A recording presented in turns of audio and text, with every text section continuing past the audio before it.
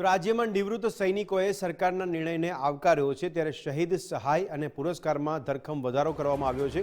સહાય અને પુરસ્કારની રકમ વધારવા સૈનિકોની માંગ હતી, તો નિવૃત્ત સૈનિકોની રજૂઆતને સરકારે સ્વીકારી લીધી છે। ત્યારે સારા વાતાવરણ વચ્ચે સરકાર અને સૈનિકો વચ્ચે સમજૂતી કરવામાં આવી છે। નિવૃત્ત સૈનિકો ગૃહ રાજ્યમંત્રીશ્રીને મળ્યા હતા। શ્રી હર્ષભાઈ સંઘવીએ સૈનિકોના મોં મીઠા કરાવ્યા હતા।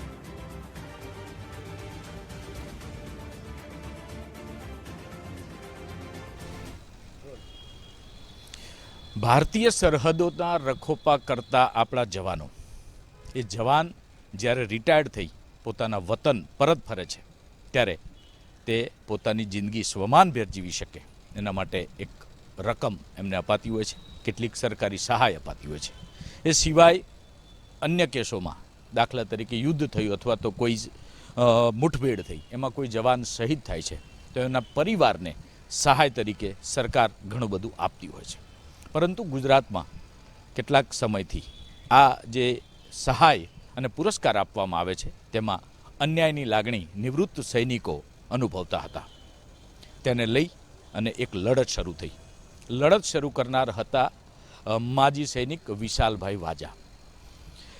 તેમની લડત રંગ લાવી, એમને જે મુહિમ શરૂ કરી હતી તે રંગ લાવી અને ગુજરાત સરકારે પણ ઉદાર દિલ રાખી એક સારી એવી રકમની જાહેરાત કરી છે। કેવી હતી વિશાલભાઈની લડત અને સરકારે કરેલી સહાયથી કેટલા ખુશ, આવો એમની પાસેથી જ જાણીએ। વિશાલભાઈ, જે લડત હતી આપની, એ લડત શું હતી અને એના માટે આપે શું પ્રયત્નો કર્યા? सबसे पहले तो मैं गुजरात फर्स्ट चैनल का शुक्रिया अदा करूँगा कि उन्होंने इस चीज़ को संज्ञान में लेके और जनता तक पहुँचाने का काम कर रहे हैं। लड़त ऐसी थी कि जब मैं रिटायर होकर आया तो मुझे पता चला कुछ साथियों के माध्यम से कि भाई जो बंदे शहीद होते हैं उसको हमारी सरकार जो है वो उस तरीके का नहीं देती जो अन्य राज्यों के अंदर मिलता है। तो मैंने इस चीज़ को सीरियस लिया और मैंने आरटीआई की। आरटीआई करके मैंने ये जानकारी हासिल की कि गुजरात में जो जवान शहीद होते हैं उसको गुजरात सरकार क्या उसको मुआवजा देती है घर चलाने के लिए। तो गुजरात सरकार की तरफ से आरटीआई का जवाब आया कि भाई 50,000 रुपया अगर वो अनमेरिड है तो मिलता है और 1 लाख रुपया वो मैरिड है तो मिलता है। उसके वाइफ को जो है 1,000 रुपया हर महीना मिलता है और बच्चों को 500 रुपया और माता पिता को 500 रुपया। तो मुझे कहीं ना कहीं बड़ा दुख हुआ कि ऐसा कैसे हो सकता है। तो मुझे फिर भी यकीन नहीं हुआ। तो मैं जो माजी सैनिक का एक कार्यालय होता है जो सैनिक सोल्जर बोर्ड, मैं वहाँ गया। वहाँ जाके मैंने फिर से कन्फर्मेशन किया क्या ये वाकई में सही है। तो उन्होंने बोला भाई जब रिटर्न में दे दिया तो सही है। मैं इज़ ओके। फिर मैंने सोचा कि तो गलत है, आवाज़ तो उठानी पड़ेगी। तो मैंने एक संकल्प लिया जिसमें मैं मानता हूँ कि मैं अरुणाचल से रिटायर हुआ। वहाँ पे एक जसवंत बाबा पोस्ट है, जो जसवंत सिंह जो 72 घंटे पहले उन्होंने कहा है कि अगर चाइना से कोई हरकत होगी तो मैं आपको बताऊंगा। वो आज भी लाइव है, उनके जूतों पे कीचड़ लगता है, वर्दी पे पसीने के दाग मिलते हैं। मैं वहाँ से रिटायर हुआ था तो मैं उनकी समाधि के आके बैठता था और हमेशा कहता था कि कुछ ऐसा करने का अवसर देना कि जिससे मैं कुछ इस देश के काम आ सकूँ। तो उन्होंने ही वो चीज़ मेरे सपने में आके या मेरे जहन में आके कहा कि भाई ये चीज़ तुम्हारे सामने है, तुम कर सकते हो। फिर मैंने सोचा और मेरी एक जो साथी है टीम में, मैं उन सबका शुक्रगुजार हूँ, गुजरात की जनता का शुक्रगुजार हूँ। उन सबके माध्यम से फिर मैंने एक आइडियोलॉजी तैयार की और मैंने देखा अमेरिका और इन सब जगहों पे अगर कोई चीज़ का प्रोटेस्ट करना है तो किस तरीके से करते। तो मेरे जहन में ख्याल आया और मेरे एक एयरफोर्स के साथी उन्होंने भी वो आइडिया दिया कि भाई हम ऐसे करते हैं। तो मैंने सिग्नेचर कैंपेन अभियान नाम दिया इसको और मेरे मिशन का नाम था मिशन 1CR। मतलब कि जो जवान शहीद होते हैं, अन्य राज्य की आरटीआई मैंने मंगवाई तो पता चला कि कहीं 25 लाख है, कहीं 50 लाख है, कहीं 75 लाख है और कहीं कहीं जगहों पे 1 करोड़ भी है। तो मैंने सोचा कि अगर गुजरात सुखी है, समृद्ध है, संपन्न है, हर तरीके से अव्वल है, तो गुजरात में तो अव्वल दर्जे का ही मिलना चाहिए।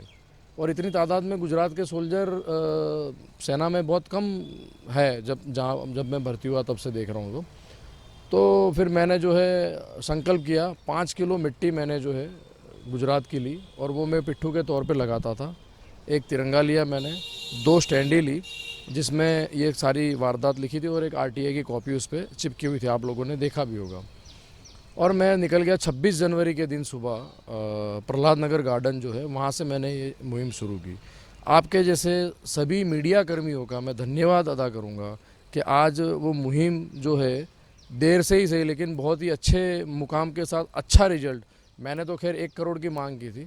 सरकार की तरफ से जो उनकी राशि थी उसमें 5,000 और ये जो इजाफा हुआ है, मैं मानता हूँ कि मैं पहले तो जो भी मौजूदा सरकार है उसका शुक्रिया अदा करूँगा, धन्यवाद अदा करूँगा कि उन्होंने इस चीज़ को बड़ी गंभीरतापूर्वक लेके और जैसे ही हुआ तत्कालीन धोरण पे इसका जो डिसीजन लाए, मैं सबसे पहले उनका बहुत बहुत आभार व्यक्त करता हूँ, सभी मीडिया कर्मियों का आभार व्यक्त करता हूँ और सबसे ज़्यादा गुजरात की जनता का, जिन्होंने जो है मेरे कैंपेन में मतलब मुझे 17 लाख लोग जो है मेरे कैंपेन में सोशल मीडिया के माध्यम से लेकर हर एक प्रकार से, कई लोगों ने अपनी नोटबुक में लोगों की साइन करवाई, कई लोगों ने पेपर में साइन करवाई, तो कई बाय डाक आई कई चीज़ें कि भाई हमने इतनी साइन करवाई है सर, हमने कई कॉल आए, मैंने कुछ गूगल से फॉर्म बनवाए थे कि आप सहमति धराते हो कि नहीं धराते हो।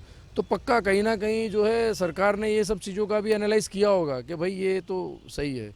तो ऐसा कोई मेरे लिए या मेरे को कोई वो चाहिए, मेरे लिए मैंने ऐसा प्लान नहीं किया था, बट बहुत ही अच्छा मुहिम का वो रहा और मैं आज खुश हूँ कि मेरी मुहिम जो है, मेरी सोच जो है, वो आज मेरे को बड़ा गर्व फील होता है कि इस देश को, गुजरात की मिट्टी को और गुजरात के लोगों के लिए काम आया है। और શુક્રિયા વિશાલભાઈ.